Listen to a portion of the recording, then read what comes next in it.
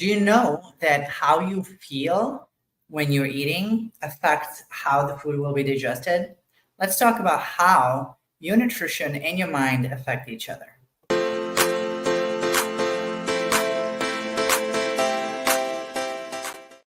Hey, welcome back to Feeling at a 10. This is your host, Lex. And today I really want to talk about mindful nutrition, how your mind affects your gut and how your gut affects your mind. So I know for most people, we've been conditioned to think that food is just what we eat and it has nothing to do with anything.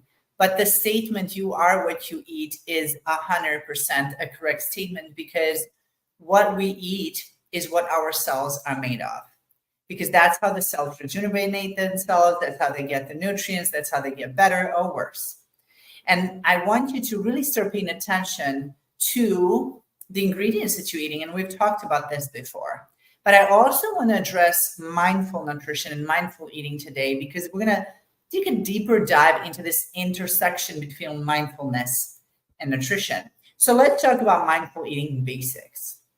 I'm going to quote, and I don't know who said this quote, but I heard it and I loved it. The gift of learning to meditate is the greatest gift you can give yourself in this lifetime. You're like, what does meditation have to do with mindfulness? It's very closely connected to mindfulness because, for example, if you meditate regularly, it will make you be more in the present moment, even when you're not meditating. So even if you take 1 to 5 minutes a day to actually just breathe in and breathe out and stay focused on this moment right now, you will experience benefits of that throughout the day. So let's go back to eating. When you're eating and you're in the moment, you're actually truly connecting with the food, connecting with those around you or yourself, and you're actually digesting your food differently. There's also John Kabat-Zinn that said, the little things, the little moments, they aren't little. So we live in this society that it's all about go, go, go. I mean, I've been eating for years, standing up instead of sitting down because of my lifestyle that it was at the time. But I started teaching myself and then my clients to actually be present when they're eating.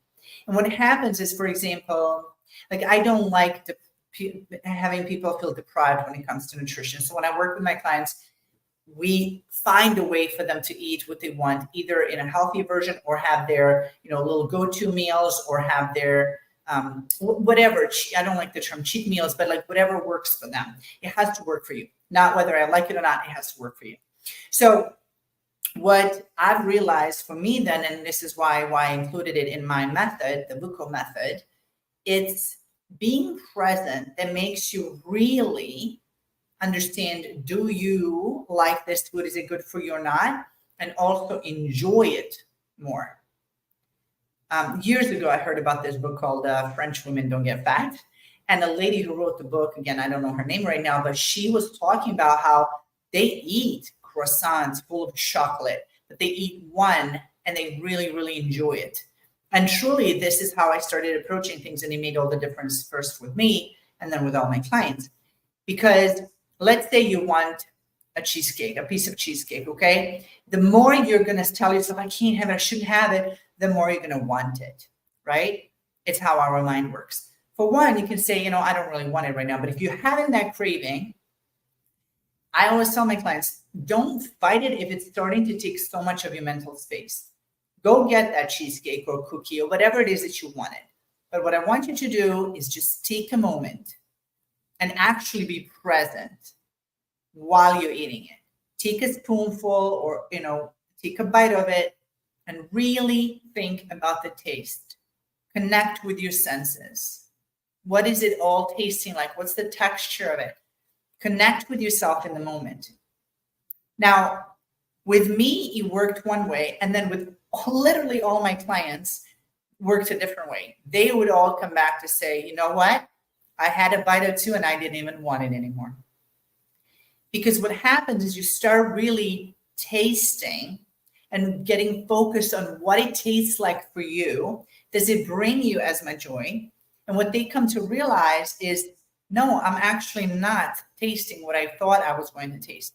What happens is when we're eating that cheesecake out of guilt or shame, or no, we shouldn't, or we feel like it's the forbidden fruit, quote unquote, we inhale it and we eat it so fast. And then the ingredients in there make us want to eat it more. The ingredients in it, and also the fact that we didn't actually enjoy it. So I urge you to really stop. And for one, definitely highly recommend meditating, even for 60 seconds a day. But when you're eating for the next meal, I want you to take your time, definitely put your phone down, put your fork down between each bite, and really focus on what is it tasting like. What happens is you're going to end up wanting to eat healthier foods because you're going to start tasting things differently, because we're meant to enjoy our food. So mindful eating is really being present and connecting with all your senses, especially obviously the sense of taste. That's why meditation is so powerful. But you can also do the mindfulness / meditation while you're eating and create that to be a moment being present for yourself. So how can you incorporate mindfulness into daily meals? Well, for one, you can make sure that at least one of your meals a day is when you take your time, make the food per your taste, and again, take at least 20 minutes to eat that meal. You have to connect the dots between the present moment awareness and healthy food choices, and that will naturally come to you when you start eating, when you start mindfully eating. So let's talk about the mind-body connection, okay? We all know that famous quote, let food be thy medicine and medicine be thy food. Absolutely, the food has healing powers or powers to destroy us. Because again, if you think on a cellular level, each cell consists of what you just gave it. Now that goes deeper into the mindset of it, into the subconscious beliefs about ourselves. Because if we treat ourselves with the utmost respect, if we treat ourselves with kindness and love, we are going to choose our food differently. Think of your nutrition, of your diet as your bank account. Your good choices are your investments. Your not so great choices are having an immediate terrible effect on your body. You don't need Tums and all these other things to help you once you've ate the food that you shouldn't eat. Now, do you want to every once in a while have something that you don't typically eat? That's perfectly fine.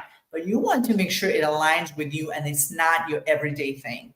Because once again, how I treat me tells my subconscious mind how to treat myself anywhere in any area of my life and how to allow others to treat me.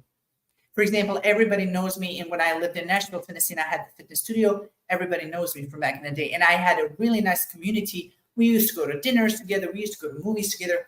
And every time we would go to dinner together, the person that would choose the restaurant would know to pick a healthier place. Why is that? Well, they knew my standards. They knew what I would go for and not go for. They knew my boundaries when it comes to eating. So it's the same thing. When you're wanting to change, by the way, this is why a lot of people will say, oh, what do you think? You're better now than me? Oh, come on. You used to eat at that place all the time. Oh, whatever it is. It's on you to continue treating yourself and teaching yourself to continue treating yourself with respect, to say, you know what? If you want to go there, that's fine. I'm just not going to eat there. I want to go here. So here's a list of places that I suggest, right? Because there is a profound link, a strong connection between nutrition and your mental well-being. For one, again, food is bonding for us with ourselves in the moment and with those around us, but also nutrition directly affects our brain and brain function. If you don't know, look up Red Dye 40. I'm willing to bet that most children that have been diagnosed with ADHD, I'm going to bet that 90% of children that have been diagnosed with ADHD, it's really just a matter of changing their nutrition. I saw this meme that said, If your doctor doesn't ask you about your sleep, your nutrition, your thoughts, and your overall well-being, you don't have a doctor, you have a drug dealer. And where's the lie? Because someone who is wanting to heal you needs to know where you are overall. How are you eating? And then, of course, how you're feeling when you're eating as well. Because if you're eating around people that are angry, if you are feeling angry, actually, it's been shown that the digestion is not as good. So even if you're eating the healthy stuff. So let's talk about different foods and impact on mood and cognitive function. For example, things like walnuts are really great for the body. Wild-caught salmon with omega-3, fantastic for the brain and body. Blueberries, ideally organic, fantastic for your body. Those are, for example, some of the foods that are known to be super effective on our cognitive function, on our brain, on our mood. You can look up different supplements. I'm not going to talk about particular supplements in here, or the supplement companies, I should say, but there are supplements that can enhance the mood. And then what you can do is look up what other foods that have these supplements naturally in them, right? And then again, you're not wanting to force yourself to eat, oh, just because I know it's good for me. You want to find recipes that work for you and your family that are going to get you better. You can create a balanced mood boosting diet. And if you need help with that, reach out. You can find me on lex.pro. That's www.leks.pro. You can find me on all social media. You can reach out. I can help you with creating a diet plan that works for you. And as a matter of fact, depending on when you're listening to this, in January 2024, I'm having a challenge where I'm going to educate people on all of this. And we're going to have the whole shebang. If you want a meal plan, you're going to have a meal plan. You're going to have live workouts. You're going to have education on what to do long-term and how to change long-term, even how to change how your family is if they're not on the same board with you. So we can't talk about mindful eating without talking about emotions. We have to talk about emotional eating and mindfulness. There's a quote that I also love, again, from the unknown, from someone who I don't know said it. You don't have to eat less. You just have to eat right. And when I say this to people, most of the time they're like, I know it. But what they think healthy food is, they think that it's like plain chicken breast and asparagus. And it's absolutely not true. When it says you have to eat right, the way I at least take it is you have to eat not only for your body and your brain and your overall well-being, but you do have to enjoy your food. This is where spices become very powerful. They not only have healing properties, they do have properties that affect every cell of our brain, but you need to know how to incorporate them as well. Because if you mix the wrong spices with the wrong food, you're definitely not going to like this. I have a recipe book out, and in the beginning, it always says, you will end up making this for you.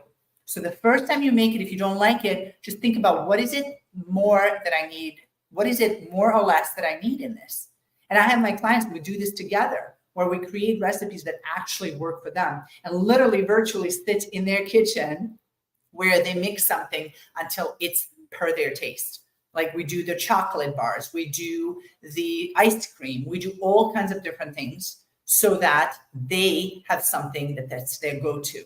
We create lists of 5 to 10 go-to foods that take 5 minutes of prep time. That can be done even when you're tired and that actually serve your body. But let's talk about emotional eating once again, because it goes back to the very first thing we talked about is when we inhale that food because of all the guilt and shame that we're having. It's been shown that when we feel guilt and shame around our food choices, we activate the reward center in our brain, which means we have a need to immediately reward ourselves again. So you have a cookie out of the bag and you swear you're just going to have one. Before you know it, you're having another one and another one and another one. And you had a whole bag, but you didn't actually really enjoy it. So when it comes to emotional eating, I want you to think about how you're eating for the next few meals. How am I feeling while I'm eating this? How am I feeling right now overall? Not about the food, but how am I feeling overall? And then when you're going to the kitchen mindlessly and getting a cookie or Oreo or chips or whatever, which shouldn't even be in your kitchen, by the way, think about, what am I feeling right now? Am I feeling bored? Am I feeling anxious? Am I avoiding to think about things that are on my mind that I'm suppressing. How am I feeling? Where am I feeling this physically in the body? When you start asking yourself these questions, you completely disempower the mindless emotional eating because now you're paying attention. That's how mindfulness can be a very powerful tool because you're going to connect with food. And even if you have that one cookie, you're going to have it and it's going to be more than enough. We also need to learn to distinguish between physical hunger and emotional triggers. Okay, this is why having a small journal in your kitchen is really powerful because we can chart down how you're feeling and what are the emotions that are coming up in this very moment. Okay, a lot of times when people come to me, they'll say, "When should I actually eat?" And I go, "Okay, well, let's talk about hunger." We have this beautiful ability of our body to tell us when we need to eat, but from the day we were born, pretty much, well, maybe not as babies, but pretty much from kindergarten, you were told you got to eat now because you're going to school and then you're going to eat at lunchtime when they tell you with a bell when you can eat. The whole Pavlov's experiment. So you never develop the true hunger or the trust to evaluate when am I actually hungry? My kid, who's almost 5, doesn't even eat till afternoon. He's free to eat whenever. He eats some in the afternoon and mostly in the evening. That's just how he works. But if he had to go to school or kindergarten, he would have to eat. And this is where most people get disconnected with their bodies. We stop trusting our own bodies to say, when should I eat? And there's also a powerful thing about our body to tell us what we need to eat. They've done a study on a bunch of children, and if I remember correctly, it was orphans or children who have not had a lot of food for a long time, and they brought all kinds of food. So for the first week or so, they were eating just whatever, right? Because they're refeeding. But about 2 weeks later, children started going toward the foods in which there were nutrients that their bodies needed. So a child would go to chicken liver and orange juice, which it's iron and vitamin C. You cannot absorb iron without the vitamin C. And they noticed these patterns that children went to things because they weren't conditioned yet, like we are as adults. So their bodies were telling them, hey, I'm craving this. You know, like if you ever traveled and ate out for a few days in a row, all of a sudden you're like, I need to eat something fresh. I need a salad. I need fruit. I need something. It's your body's way of telling you, hey, kind of let me down a little bit there. I need some nutrient-full food. So let's talk about how to cultivate a healthy relationship with food. Pretty much all we covered, obviously, we already talked about it, the mindfulness. But there's also another quote that I want to bring up, and it says, eat like you love yourself. Move like you love yourself. Speak like you love yourself. Act like you love yourself. It's by Tara Stillis, and I might have butchered that name. But I always ask my clients that. Would you treat yourself any differently, or your body, or your nutrition, or your sleep, if you truly, truly respected and love yourself? I want you to ask yourself right now, would you speak differently? Would you move differently? Would you skip your workouts or continue with your workouts? Would you eat differently if you truly, truly respected yourself? Because you know that the greatest wealth is really your health. Because even people who've been making it in business can tell you if they've neglected their health, what was the point at the end of it? You have to build yourself up through how you're treating yourself. So you want to foster a positive and mindful approach to eating. You want to pause. You want to take 20 minutes minimum to eat. You want to ask yourself, how am I feeling? Am I truly hungry? What is this cookie going to do for me? What am I looking for in this cookie? Do I need to treat myself differently? How differently would I treat myself if I truly loved, cherished, and respected myself? And when you think about all the things that we just talked about, it's really about slowing down, being in the moment, and then by doing so, automatically doing what's best for you.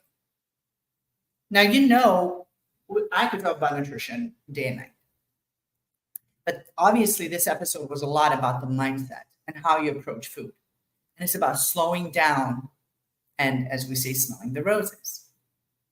Now, we're going to dive deeper into nutrition and cooking in February of 2024. Each month in 2024 has a theme. So January, for example, is fitness and workouts. February is nutrition and cooking, and so on. You can see the full schedule at lex.pro. Again, that's www.leks.pro. You can reach out there for any questions and suggestions. And each month, as it has a theme, you will be able to do your own challenge of that theme for that month. But if you want to join my January challenge, where you'll have a meal plan, you'll have course, you'll have education and coaching on how to do all the things that we're talking about here. We'll have live workouts, we'll have a community, we'll have interaction, and make sure that you are handled every step of the way, that you have the answers, and that you're not emotionally eating, and how to deal with emotions and all these things. You can go to lex.pro/challenge. That's leks.pro/challenge. You can sign up there for an early bird discounted rate before January. We officially start on January 8th. And remember, we're here Mondays and Wednesdays, 6 p.m. Eastern time. At 7 p.m. on Mondays is my live workout on my Facebook profile. You can join that. That's for free. You're not going to be in front of the camera. Just turn on, come to my Facebook. It's there for the next 30 days. So you can do this live with me, 7 p.m. Eastern time on Mondays, or you can do a workout as a replay. Those workouts are easy to do. They're 15 minutes or less, and they're meant to get you moving in the right direction.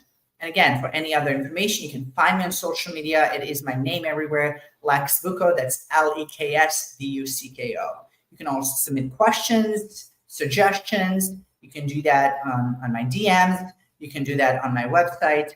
I'm here to serve you. And I hope you enjoyed this lesson. See, I'm used to teaching this. And I'll see you next time.